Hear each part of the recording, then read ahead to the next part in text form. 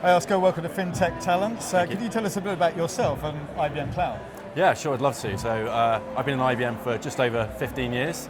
IBM, been around a fair bit longer than that, over 100 years now, which does make it quite interesting coming to an event like this because people would say, 100-year-old company, fintechs, how do you match those two? Sure.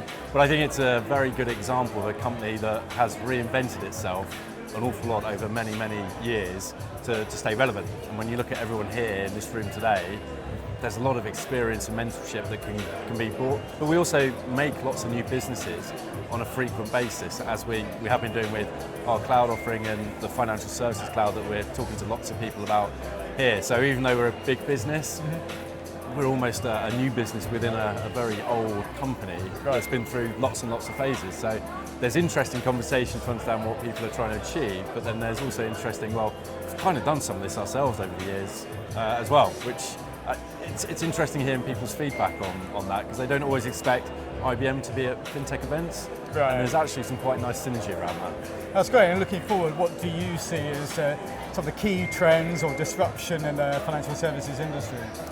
Massive is the word I would use. It has become very interesting to see a lot of the, say, startups that are here disrupting, and then a lot of the banks, insurance companies that have been our key clients for years, if not decades.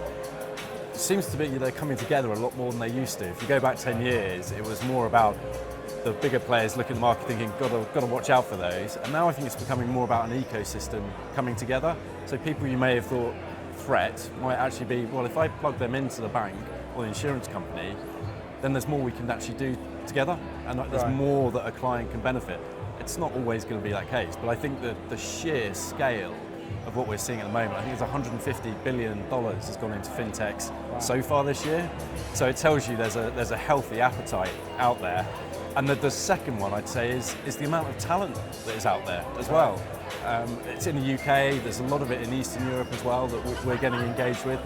It's the breadth of people that are coming. They've got a great idea they've come across, or interestingly, you're starting to see some people in corporates who've been there for quite a while thinking, I might step out and try and do something else. I'm at that point in my career, it's worth a go. And I think that brings a lot of innovation, a lot of experience together. And I think that's when fintech really starts to take off. Okay, and it's been a long time since we've been able to come together. On the fintech side, what have been the highlights this morning for you, and what are you looking forward to over the next half day or so? So I'll be slightly biased. We had our Dr. Melissa Sassy talking this morning this afternoon as one of the keynotes, which was very exciting. She runs a great program for startups within IBM.